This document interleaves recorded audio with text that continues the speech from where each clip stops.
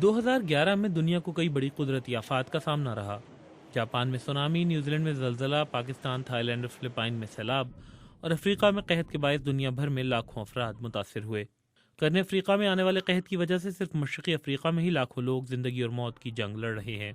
برطانیہ کے وزیر برائے بین الاقوامی ترقی کا کہنا ہے کہ اس سال آنے والی قدرتی آفات کو مد نظر رکھتے ہوئے یہ کہا جا سکتا ہے کہ دنیا مستقبل میں آنے والی آفات سے نمٹنے کے لیے تیار نہیں۔ اینڈریو مچل کا کہنا تھا کہ کئی امیر ممالک ہنگامی امداد کے مرکزی فنڈ کے لیے بھی رقم فراہم نہیں کر رہے۔ اقوام متحدہ نے فنڈ 2004 میں بحر ہند میں آنے والی سونامی کے بعد قائم کیا تھا۔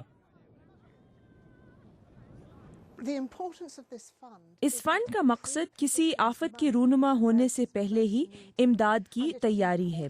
دوسرے ممالک کا بھی فرض ہے کہ وہ اس کا حصہ بنے تاکہ مشکل کی گھڑی میں مصیبت زدہ لوگوں کی بروقت مدد کی جا سکے۔ برطانوی حکومت نے اس فنڈ کے لیے مزید 20 ملین پاؤنڈ دینے کا وعدہ کیا ہے۔ وہ پہلے ہی اس فنڈ کے لیے 40 ملین پاؤنڈ کی فراہمی کا وعدہ کر چکی ہے۔ تاہم ان وعدوں کے باوجود خدشہ ہے کہ آنے والے سال میں اس فنڈ کو 45 ملین پاؤنڈ کی کمی کا سامنا ہوگا۔